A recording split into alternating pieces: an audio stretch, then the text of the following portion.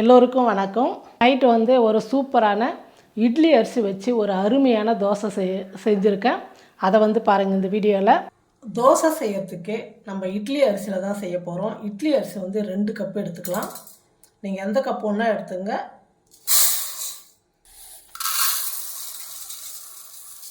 ரெண்டு கப்பு இட்லி அரிசி, அதே கப்பில் 1/2 கப்பு ரேஷன் பச்சரிசி. இது வந்து இட்லி அரிசி வந்து கடை அரிசி, பச்சரிசி வந்து நான் ரேஷன் அரிசி சேர்த்துக்கிறேன். 1/2 கப்பு ரேஷன் பச்சரிசி, 1/4 கப்பு உளுந்து, 1 ஸ்பூன் வெந்தயம். அரிசியும் உளுந்தும் தனித்தனியாக வந்து ஊற வச்சுக்கலாம். நம்ம மாவு அரைக்கிறதுக்கு ஒரு 10 நிமிஷம் முன்னாடி அவல் ஊற வச்சுக்கலாம். நான் அவல் வந்து ஒரு 10 நிமிஷம் முன்னாடி வந்து ஊற வச்சுக்கிட்டேன். இப்போ இதில் கொஞ்சம் அவல் சேர்த்துக்கிறேன், உளுந்து சேர்த்துக்கிறேன். நான் மிக்சியில் அரைக்கிறதுனால கொஞ்சம் கொஞ்சமாக சேர்த்து மாவு வந்து நல்லா நைஸாக அரைச்சிக்கணும். உளுந்து வந்து பஞ்சு மாதிரி அரைக்கணும். எல்லாம் ஒரே வாட்டி போட்டு நல்லா நைஸாக அரைச்சி எடுத்துக்கலாம்.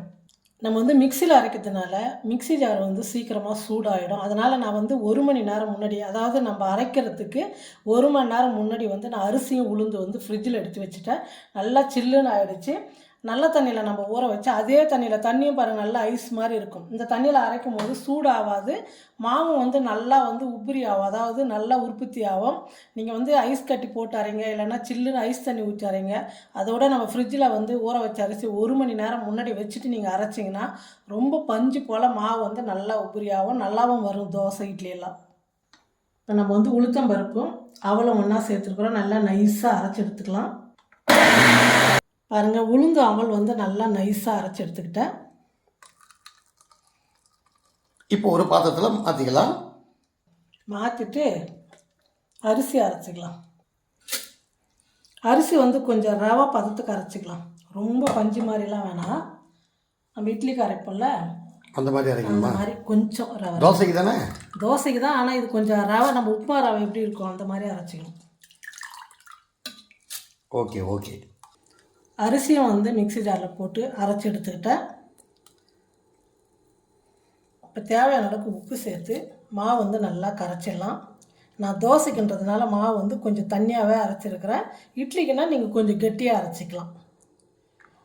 மாவெல்லாம் நல்லா கரைச்சி வச்சுட்டோம் உப்பு சேர்த்து. இப்போ நம்ம காலையில் வந்து தோசை ஊற்றிக்கலாம். மாவு நல்லா புளிக்கட்டும்.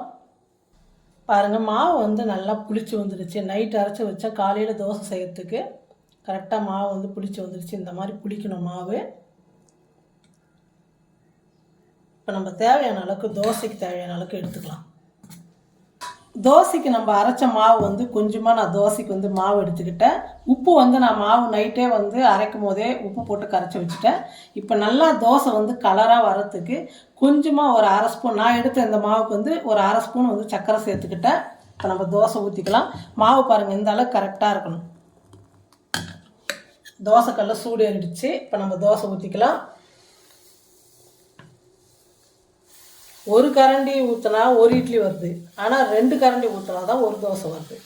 இந்த தோசைக்கு வந்து கொஞ்சம் வந்து கனமாக ஊற்றிக்குங்க, அப்போ தான் ரொம்ப நல்லாயிருக்கும். இந்த அளவுக்கு வந்து ஹோல்ஸாக வரும். கொஞ்சம் மாவு பாருங்கள் வெந்திருக்கா. இந்த சமயத்தில் வந்து நம்ம எண்ணெய் விட்டுக்கலாம்.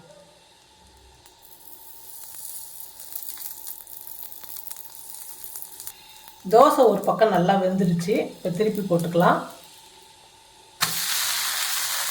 பாருங்கள், கலர் வந்து எப்படி வந்துருக்குன்னு சொல்லிட்டு. வெறும் நம்ம இட்லி அரிசி, அதாவது கடையில் வாங்கின இட்லி அரிசியும் ரேஷன் பச்சரிசி சேர்த்து தான் நம்ம வந்து இந்த தோசை ஊற்றிருக்கிறோம். இது கூட வந்து கடலைப்பருப்போ துவரம் பருப்போ எதுவுமே பருப்புலாம் சேர்க்கல. நல்லா கலராக எவ்வளோ நல்லா வந்துருக்கு பாருங்கள் தோசை. இப்போ தோசை வெந்துடுச்சு, எடுத்துக்கலாம். 2 பக்கம் பாருங்கள் எவ்வளோ நல்லா கலராக நல்லா வந்திருக்கு. ரொம்ப அருமையாக இருக்கும் தோசை. நல்லா மொறுமொறுன்னு பாருங்கள் எப்படி இருக்குது. நமக்கு வந்து இந்த கரண்டியில் இப்படி பண்ணால் தெரியும். நல்லா மொறுமொறுன்னு வந்திருக்கு தோசை. இதே மாதிரி இருக்கிற மாவு எல்லாமே வந்து நம்ம தோசையாக ஊற்றி எடுத்துக்கலாம். அதுக்கு வந்து கொஞ்சம் தேங்காய், ஒரு கைப்பிடி வந்து வேர்க்கடலை, பச்சை மிளகா, பூண்டு, கொஞ்சோண்டு புளி, இதெல்லாம் சேர்த்து தான் அரைச்சிருக்கிறேன். ரொம்ப நல்லாயிருக்கும் இந்த சட்னி வந்து. வேர்க்கடலை சட்னி. ஆமாம், தோசைக்கு வந்து நல்லா சூப்பராக இருக்கும். தேங்காய் அதிகம் சேர்த்துக்கிட்டேன், வேர்க்கடலை வந்து கம்மியாக தான் சேர்த்துக்கிட்டேன் நான். இங்கே தோசைக்கு வந்து சாப்பிட்டிங்கன்னா அவ்வளோ சூப்பராக இருக்கும்.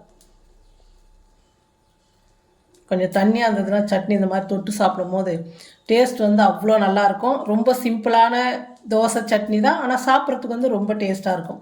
நீங்களும் இதே மாதிரி செஞ்சு பாருங்கள்.